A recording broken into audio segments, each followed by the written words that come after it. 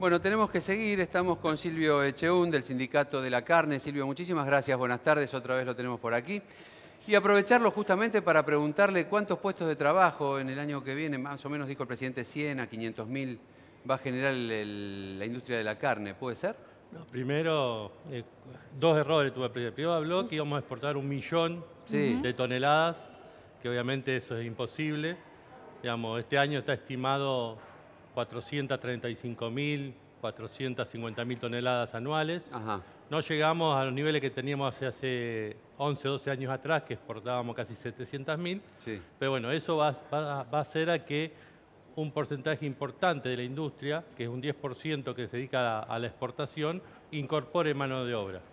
Primero, bueno, un 10% aproximadamente. Calculamos nosotros que alrededor de 2.000, 3.500 compañeros en el sector de la exportación, que es una mano de obra calificada, donde hay despostadores, charqueadores, donde hay que mantener unas normas muy estrictas para poder entrar nuestra carne en el mundo.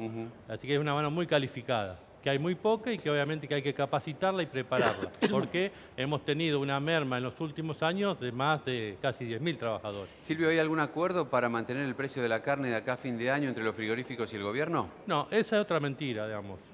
Ahí, después de la reunión con el presidente, los empresarios, las cámaras frigoríficas, sí, un periodista le hace una entrevista a Miguel Schiaretti de SICRA, y Miguel hace una referencia que la carne, él dice que la carne no aumentó, que aumentó atrasada, por debajo de la inflación. Claro, que estaba atrasado el valor, ¿no? Que había aumentado, no sé, el dólar había aumentado 90% y que la carne había aumentado 50%. Claro, él decía, digamos, él dijo que la carne había aumentado por debajo de la inflación. Claro. Hoy el Estado dice que la inflación interanual está cerca del 29% y la carne aumentó por debajo, al momento que le hicieron esa entrevista a Miguel.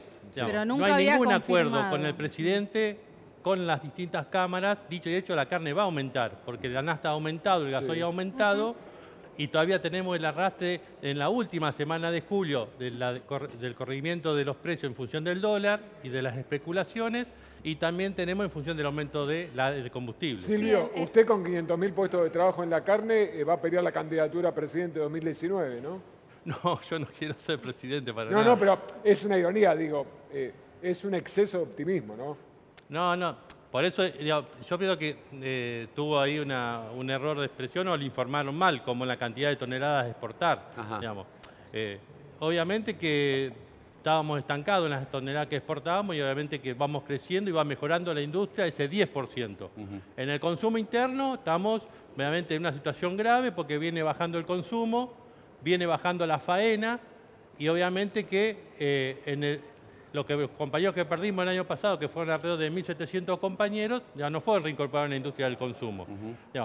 También hay otro tema que Miguel dice que creció el 6% el consumo de carne. Creció el 6% el consumo de carne en los sectores medios altos, digamos, de aquellos que ganan más de 48.000 pesos. Claro. Digamos, en los sectores bajos que ganan 19.000, 15.000 o 22.000 como un trabajador de la carne, decreció el consumo de carne. Y en los sectores, digamos, donde cobran jubilaciones mínimas, pensiones, decreció más.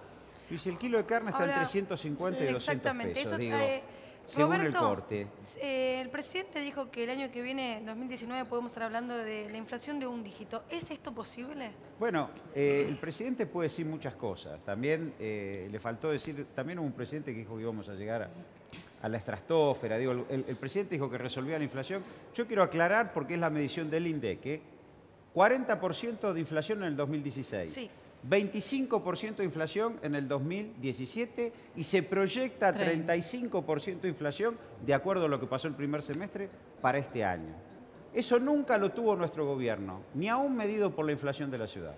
Tampoco nuestro gobierno tuvo nunca una tasa de interés del 47% que está rompiendo la cadena de pagos. Tampoco nuestro gobierno tuvo nunca picos de desocupación que están llegando a 2 dígitos en el conurbano. Digo, esto lo que vamos a tener es 2 dígitos de desocupación. Digo, este es el problema grave. Acá hay inflación con recesión y el gobierno que lo único que se le ocurre es hacer un ajuste fiscal y hace gala de eso, es lo único que le ofrece a la gente, y un presidente que no habla de cosas concretas. Pero Roberto, hay un dato, la desocupación es real y hasta los empresarios están denunciando esto.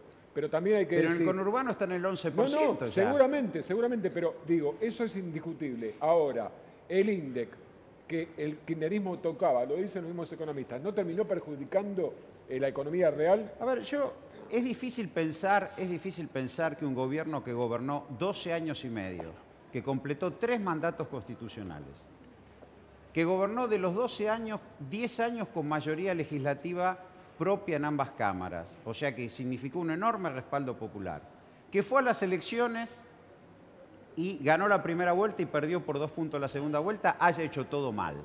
Eso ya no se lo puede creer nadie. Que nosotros hicimos todo mal, habremos cometido errores sin duda, pero que hicimos todo mal después de gobernar 12 años y medio con el respaldo popular, este gobierno recibió, hay una cosa que nadie discute de nuestro gobierno, el país desendeudado. Este gobierno recibió el país desendeudado. Eso nadie lo discute. Recibió 52.000 millones de dólares de plata fresca. Nadie sabe dónde están. Y no resolvió un solo problema de los que pudimos haber... No resolvió la inflación. Hoy tenemos más inflación que antes, que nos está mirando, más desocupación Pero que ayer antes, más Macri deuda dijo que antes. le dejaron Dígame qué hizo. déficit, tasas. Ayer el presidente dijo que el kirchnerismo le dejó déficit, tasas, sequía, o sea... Pero hoy tiene más déficit que antes, tenemos más deuda que antes, más inflación que antes, más desocupación que antes. Ningún gobierno de la democracia, vamos a tomar 3 presidentes de la democracia, nos gusten o no nos gusten. Alfonsín, Menem y Kirchner. Ninguno recibió 52.000 millones de dólares cuando empezó su gobierno. Ahora, para el que nos está mirando, ¿dónde supone usted, y obviamente, dónde está ese dinero que dejó el kirchnerismo? Una parte se fue de este país por vía de la compra de dólares y la salida, otra parte se fue en turismo, otra parte se fue en pagar importaciones que terminaron rompiendo la industria, y otra parte grande se fue en pagar intereses de deuda.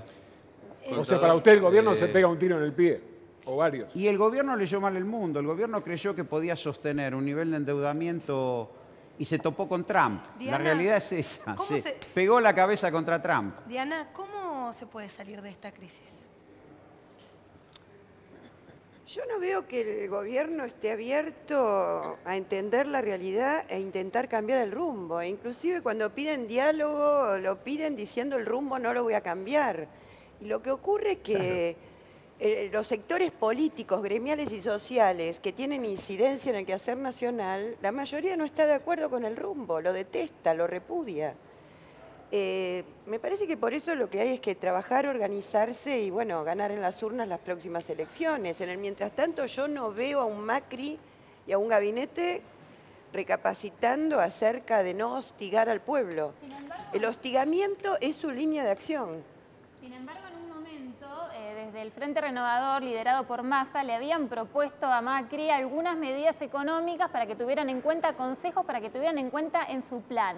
¿Considerás que puede llegar a considerarlo? Puede ser que de parte del Frente Renovador, de algunos de sus dirigentes, tome alguna medida, pero porque lo cierto es que en la provincia de Buenos Aires el gobierno, el Frente Renovador es aliado de María Eugenia Vidal. O sea que el rol opositor del masismo a mí me ha decepcionado. Incluso en el Congreso Nacional ha avalado todas las propuestas legislativas. Sí, porque en un momento la presidencia de la Cámara de Diputados Entonces, no van en línea de corregir el rumbo, sino en línea de parecer una oposición que se ayorna a un rumbo devastador para la Argentina. Pero para ser justo, digo, las tarifas son una preocupación del 70% de la población, por lo menos lo que surge en las encuestas. El Congreso con unanimidad le vota una ley para regular este problema de las tarifas, que es un problema serio. Y el presidente la vetó. Y eso, ahí tenía la posibilidad de llamar a los bloques de la oposición y discutir la ley. Porque era un problema, es un problema las tarifas. Y sin embargo el presidente la vetó. Contador, hacemos un paréntesis.